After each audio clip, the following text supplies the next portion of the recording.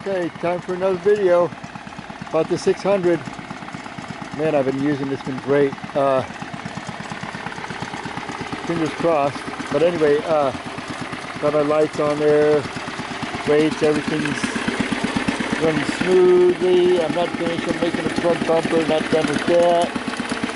Need to take this off. There's a little bit of rattle I got in there. So I want to show something. Actually, I'll show it right now. Here. This carburetor. The only bad thing about this is this hole right here for the leakage is a little bit tight. But I'm not going to drill it out because I'm just going to let it wear in. It's a little bit tight for what I like it. But anyway, this is a $10 carburetor that I got from the internet, and I have expectations of my tractors to work really well, and that's why I have them. I really need them to do work like a horse. So let's see, so I'm going to show a quick example of what I needed to do. I don't need it to do this, but I just want to show how this thing is supposed to run when it's running properly.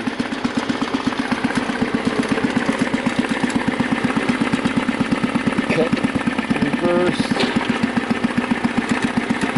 I'm just in idle right now. A little bit of throttle. See, I thought it was a little sticky because that hole is tight.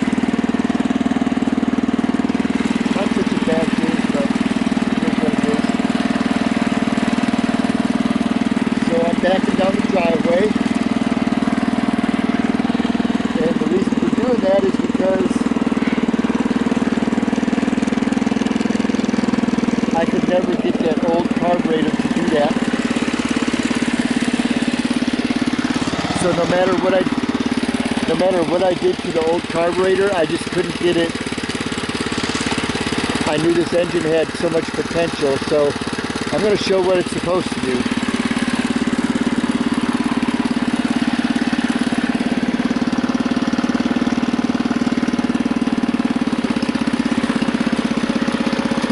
Basically, I'm idling right there. That's what I needed to do. And that's how I need to run. This is about, well, it's a steep hill, put it that way.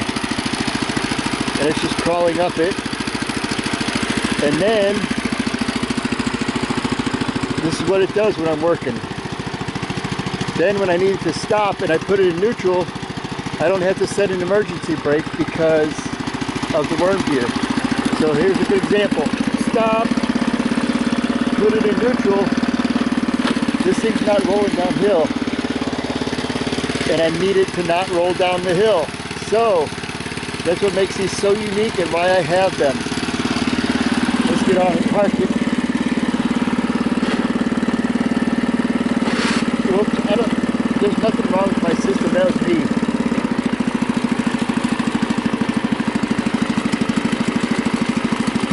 I can throttle it up if I wanted to, but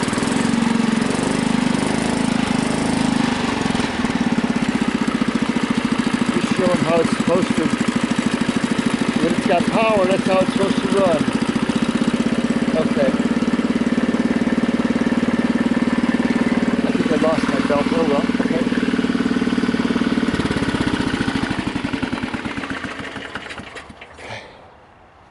So that's how it's supposed to run. That's where I got it right now. I got two little marker lights on there right now just because I'm driving it at night, and two marker lights there because I'm driving it at night. I've got all those on one switch. When power is turned on, I've got the red button still. It's not 100% finished, but I've had that on there for a while. So on, power, off. Then I've got the starter button up here still, and the shut off for the fuel is right here. I put this on there right before the carburetor. So this carburetor is brand new, and like I said, it was like $10 and came with 2 gaskets and a fuel barb, I would call it. Basically that fitting to hook up your hose, your fuel line, comes in the box with it. But I took this back. I did have an extension on here, and I thought maybe that was messing with the carburation, because you really want to smooth like a Venturi flow going into there. And so I took that tube off. I don't think it matters at this point with this new carburetor, but I was thinking maybe just to eliminate one of the problems, I tried to get rid of that and see if that helped my old carburetor. But I could never get that thing to work quite correctly, as no matter what I did to it. So I had to cut out a little bit more of the fender here to blend this air cleaner into there. And I'm okay with that. That's fine. It's what it is. This, I did notice, this is like a fiberglass. This is a fiberglass, I think. And so I took that thought over to my other one. So I'm gonna see if I can show this right quickly. So here's the 1050. Of course, I got it tied in. I got it tied up, of course. Let's see. Basically, this is just a cover to keep it pretty for a minute. So 1050. The 10D and the 12D, the muffler sits in a different location also. So I had to do that, cut that part out to let this thing give a little room without burning it up. And when I went to go cut this, I tried to use the same tool as the fiberglass, and I found out that this is sheet metal. So I had to switch up my tools a little bit. Yeah, this is a pretty strong piece of metal. This piece here is really weak in that, in this seam right here, there's a whole lot of movement. It wants to crack and break. This thing could be redone, honestly, and strengthened up a little bit. Probably need to be refiberglassed on the inside top, probably. But this whole thing is a little funny. This could be metal. I don't think it is. I think this is fiberglass also. But yeah, so it needs a lot of repairs, maybe body putty, but this thing flexes so much. So many dynamics involved in this corner right here that it kind of wants to move around a lot. So it's important when you have these, they have pieces that go on the side here that are like triangles, and it helps to center it. But on my specific 600, they have little pockets up in there, and that sits right on top of this, like such, and so that keeps it from moving around quite a bit. So yep, that's the final thing. I got the new carburetor on there. I really am done working on it, thankfully.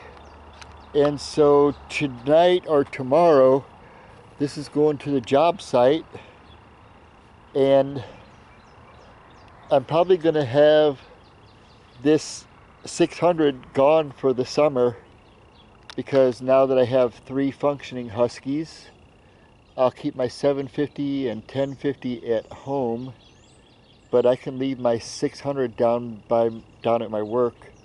So I work at a couple different homes in the same neighborhood, so having it down there instead of hauling it back and forth would be a great thing for me.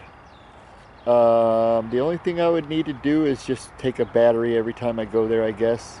Since I won't be running it all summer, I'll only be using it when I work at these homes. But right now, I got a tree, well, not a tree job, I got a list of like 2.5 pages of work that I'm doing on one job. and it's kind of a yearly cleanup thing that I do at this big property. And I cut up like 6 big trees. I wouldn't say big. They were big at one time, but they're dead. And anyway, so I call them 6 medium trees. I got them all cut down and ready to haul, but rather than me moving these trees around by hand and by foot, whatever, I'm going to take the Husky with me and get that wood moved really much quicker. I'll probably end up, I need to put some air in that tire. I'll probably end up taking that trailer. The trailer's really good for hauling. I can put several stumps in there that are pretty heavy, hundreds of pounds.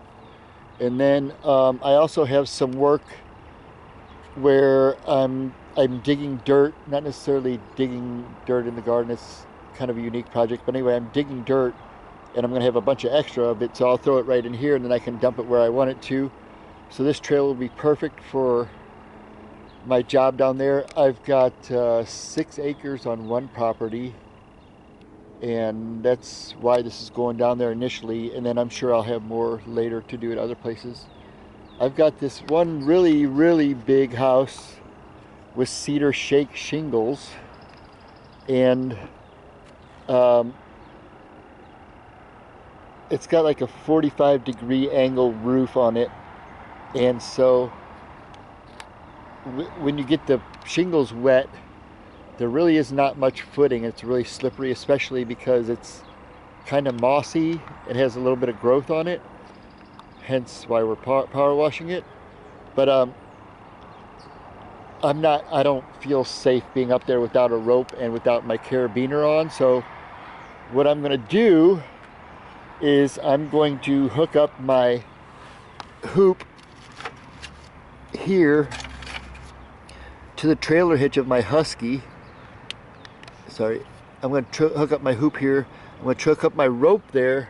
It's going to go over the roof so that on the other side of the roof I have an anchor that I can rappel from if I need to. And it's just going to be my safety line on this roof. And I can count on this thing to be heavy enough to anchor me on a descent. Yeah, even especially if I put blocks on it. But I think this is like 600 or 700 pounds as it sits right now.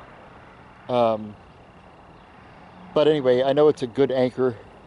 If I really wanted to be technical about this, it would be better off if I anchored from the front, which I can do also. I can go around the front axle or whatever, but dragging those back wheels is going to be a lot harder than dragging these front wheels. So yep, it's going to work. It's going to be like my horse, literally tying ropes to it, tying chains, hauling stuff around, and I got it in good shape for that. So that's about it. It might be a while. I mean, I think the next video that I would make of this would be at work, working it.